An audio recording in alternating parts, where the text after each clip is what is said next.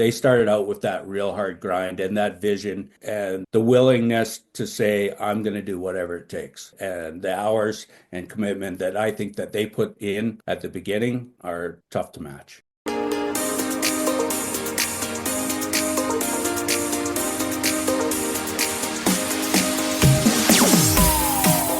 Entrepreneurs, we're having a laugh or two behind the scenes. He's got snow outside, and I'm just here happy it's not too cold, not raining. We're bringing on James from up in Canada, a true visionary, and going to talk about something that has not been brought to the show in the 5 years.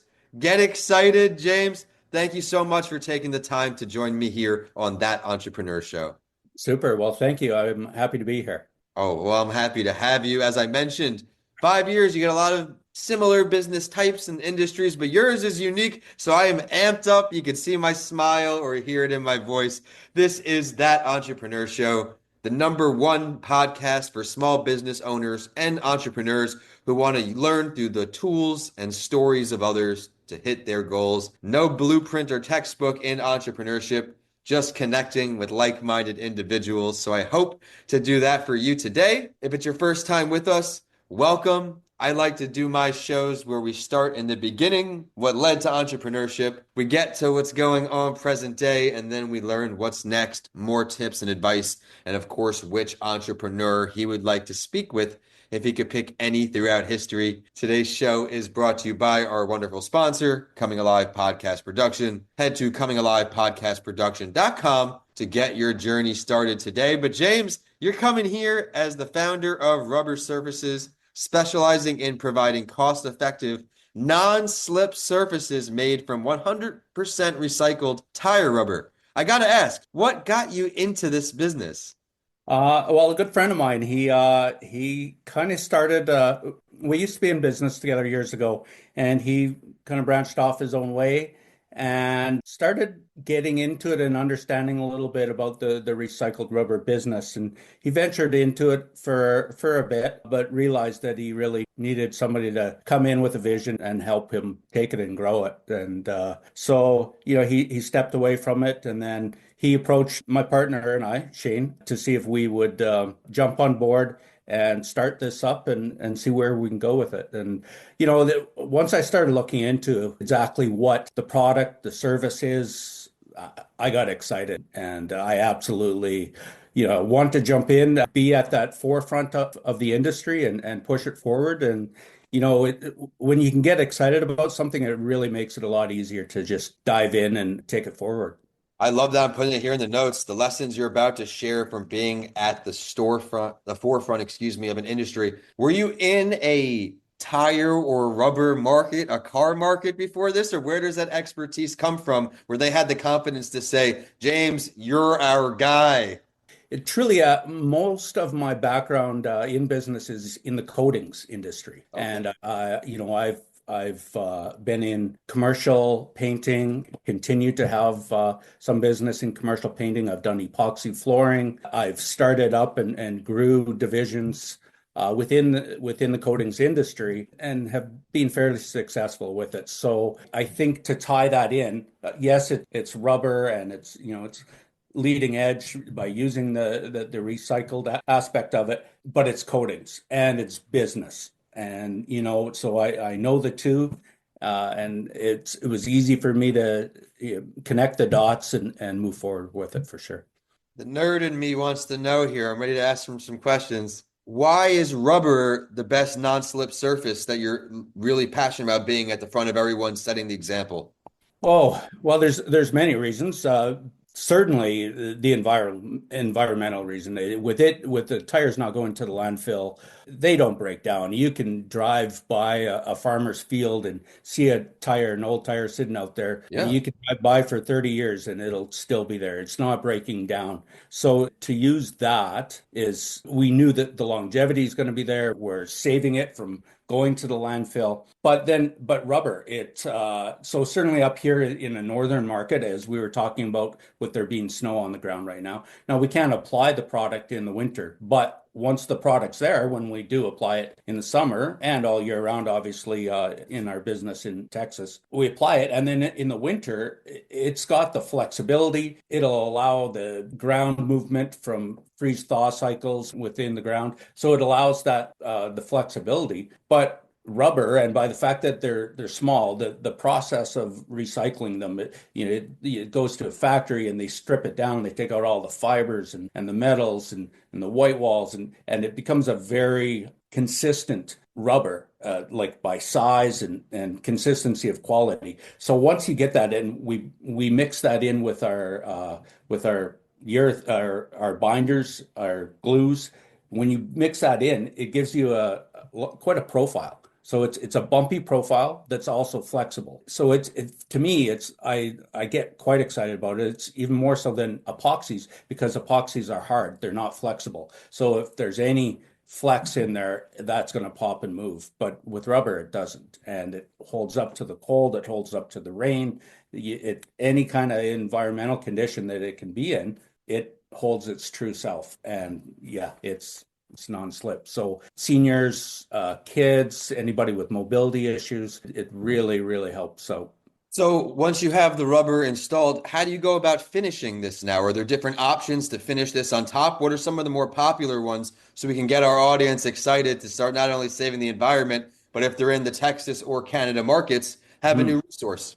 Well, there's many, many different applications. And as we're seeing, it's a little bit of a different market, certainly in Texas, than it is in Canada. I think people are a little bit more aware of it in Canada, but not much. So in Canada, it is a lot more about the flexibility, being able to move and flex with our freeze thaw cycles.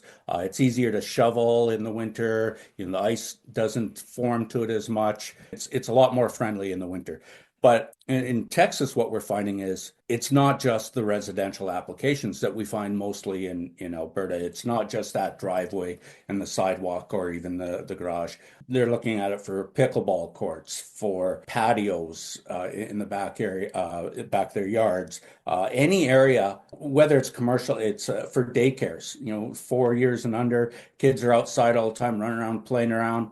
They're not in the dirt. They're not falling on concrete or asphalt. They're on rubber. So it's a lot more forgiving. And with that, we can add in multiple different colors. We can tint the rubber, the recycled rubber. Aesthetically, we can give them borders. We can give them different colors. So there's lots of different applications, and we're constantly learning and evolving with that. In the Texas market, there's an issue with the water table, with the watershed. So there's restrictions within the city of Austin, for example, that have a permeability rating or impervious rating. They don't want, the rain to hit the ground and wash off right away. But at the same time, they don't want something that's completely impervious where the water isn't returning back to the water table, the rain. So our product looks after that.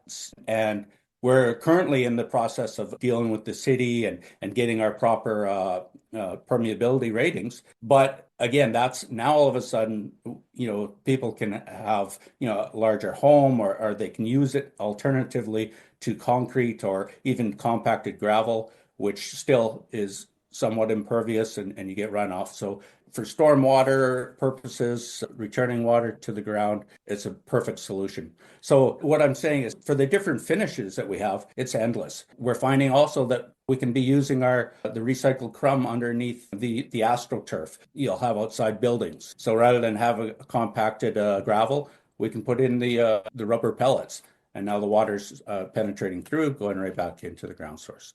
I love it. Here in Florida, we have to be aware of how the water can affect what types of product we're using as well. Now I was able to put here in the notes too, the tips for running a company in two countries, how the sales pitch changes, how the marketing efforts changes, because different things become important. Everyone out there, stick around to the end of the show. You'll find out his contact info. This is going to be a great resource for you, but we're just getting started here. I want to talk more about the expansion piece of it. Obviously, you didn't just wake up one day and open one in Texas, have success automatically, second week in business, new location, new country. How did this all come about? We originated up here in Alberta, Canada, and knew right away as we were getting into it, this is a great product, a great service, something that many, many people need and can get a lot of benefit from. So we were developing it within Canada. And then, as typical with entrepreneurs, you're always looking at ways that you can evolve and grow. So at first, we started looking at growing within Canada and moving one province directly west of us, British Columbia. But they don't have as many typical winter months, but they do get a fair amount of rain, and it would extend our year a little bit, but we found that that just wasn't impactful enough. So we want to find environments where we could apply our product year round. So we started looking south, and we started looking into the States and Arizona and California and Texas. But Texas made a lot of sense to us. It's a very business friendly state. And we say that Alberta is sort of the Texas of the North. So we're happy to kind of take our model, move down to Texas, where it's very similar business mindset, tax structures, everything else, and apply it. And Texas is a strong economy. They're doing very well there. So we did our research. We wanted to make sure that we were moving into a state that was business friendly. We decided on Austin as our hub. Well, we still service all of Texas, but for us, deciding on that hub, it was more centrally located. It's between Houston and Dallas, but Austin is a really cool city. It's really diverse. It's very educated. Science and tech side of startups and business there is huge. So those are all things that are, good indicators that, hey, this is a great place to start business. People are going to get it. We're going to have to educate people, but they're going to get it. And yeah, we decided on that, moved down, and there's lots of hurdles and red tape to go through in order to do that. But that's what being a businessman, being an entrepreneur is all about, finding those hurdles and just blasting through them. Incredible advice. Congratulations on taking that idea and actually taking action. You saw the need, you filled the need, and now it seems like you're just getting started. What's the next state or country, maybe, or province, I guess, if you're doing up there, you're going to expand to?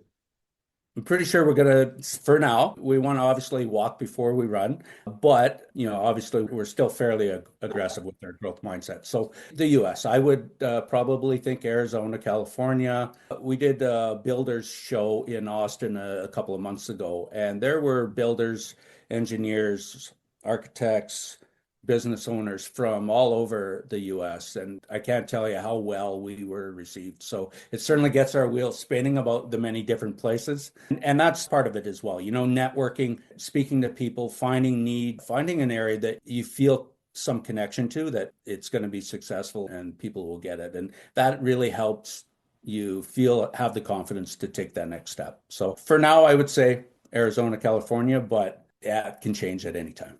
Arizona and Texas are on a short list of where I'm going to bring Coming Alive podcast production to next after this year, depending on how it shapes out, which I have high expectations for, just like you. Out of this journey now, what would you say the hardest part of the whole process has been in the entrepreneur's shoes, more specific, generalized to the entrepreneurs out here?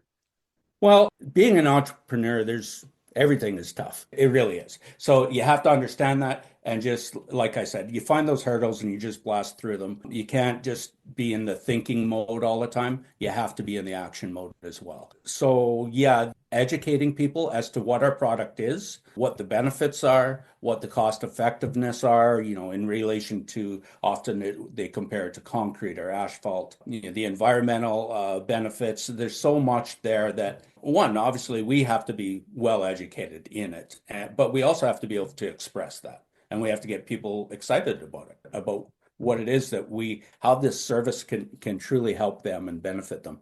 So that's a hurdle when you're at the forefront of an industry. But one that I love it. It keeps me on my toes. It keeps me always looking to see, well, what are your needs and how can I help get this vision and this understanding of what this is in your mind so that you accept it. And, that's a lot about, finding customers, connecting with them, networking, getting everybody else thinking about it, taking all that feedback in and moving forward with it. And those hurdles have been there. And certainly, as I said, taking it and taking a business model, and then you can't just cookie cut it and then put it over to another place. You have to do it with knowing that you have to be flexible. You have to find those changes and roll with it. So those have been a challenge. They continue to be a challenge, and I would never expect that they'd go away.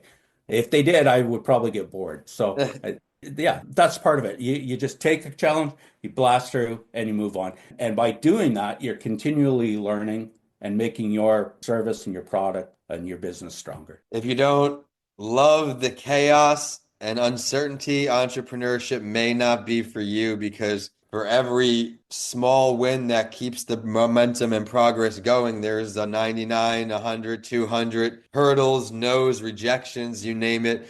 I have absolutely loved this episode, and we're not even done just yet. What advice would you have to someone who wants to get started in maybe not your space, but a similar industry? Something you wish you knew when you got started. Yeah, that's a great question. You really have to hold on and understand have your purpose, understand what your purpose is and your goal. And then you can't lose sight of that. You can Right. break it down in multiple areas in order to achieve that. And not every day are you going to be taking that one step forward. Sometimes you'll be taking a few steps back, and then you just kind of recollect and you refocus, and not always focus on the one tree. You got to look at the whole forest and see what is the big picture here and how can I navigate to where I want to go. So that would be a huge challenge that I didn't really understand when I was first getting into business, but I did know that I'd past history. I was in the military, and I've done, my father and grandfather were in business. I've seen lots of hurdles in my life that people continue to burst through. So I was happy to take on challenges. And so I think you have to want that. You have to know and expect and be excited about that you're gonna see challenges, but you're gonna overcome them. And then you take that and you grow from that, and it just keeps you going to the next hurdle and the next hurdle. Thank you so much for your service. And also, I don't know if I can beat where the show is right now after that. So we're going to get close to the ending. But before the ending, something I like to ask the entrepreneurs if we have time, and today we do. If you could choose any entrepreneur throughout history, James, dead or alive, to have a conversation with, pick their brain, who would be on your list? Who's number one?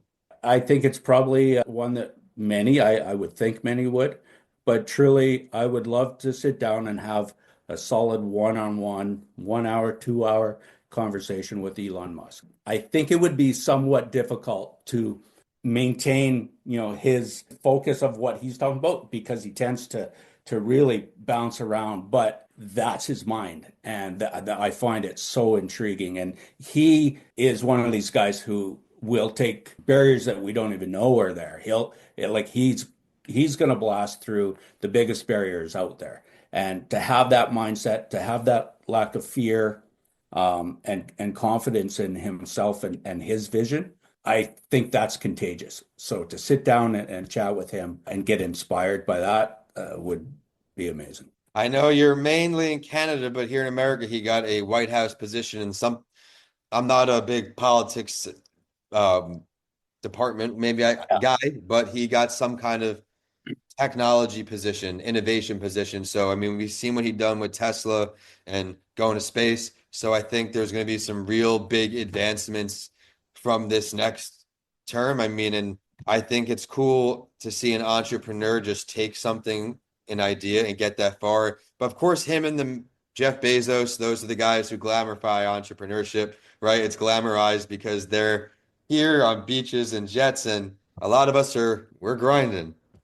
True, absolutely. But they didn't get there, in one day. That's They right. started out with that real hard grind and that vision, the willingness to say, I'm going to do whatever it takes. And the hours and commitment that I think that they put in at the beginning are tough to match. Yeah, that's right. We got to try to just take our dreams to the complete level, leave no regrets on the table, everyone. And before I get his contact info, one of my favorite pictures, and I have it on my phone, is the one of Jeff Bezos at his desk and Amazon spray painted on the wall next to him. Yeah. So you never know. I mean, I think that was an online bookstore. I could be wrong when it started out, and now look what they got. But James, I want to thank you so much for taking some time to come across the border, hang out with me for a little bit. And I think you educated our audience a whole lot, inspired us, and I want to congratulate you on your success once more. Where can we find you online? Online, you can find us at rubber-surfaces.com. We're on Instagram at Rubber Surfaces Inc. and Facebook at Rubber Surfaces International. So check us out. I think we've got a lot of great content there. And if I can educate a few more people about what we do, that's perfect. Oh man, well, thank you for the kindness and the open offer. Everyone, connect with our guest of honor today. Please rate the show, leave a review. Let us know how much you love today's guest.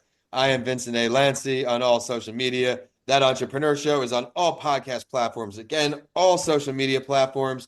Get ready for another great show next week. But I would like to show love to our sponsor one more time, Coming Alive Podcast Production. Head to comingalivepodcastproduction.com to start your podcast journey today. But for that, we are signing off today. James, thank you so much for joining us. Thank you. Appreciate it.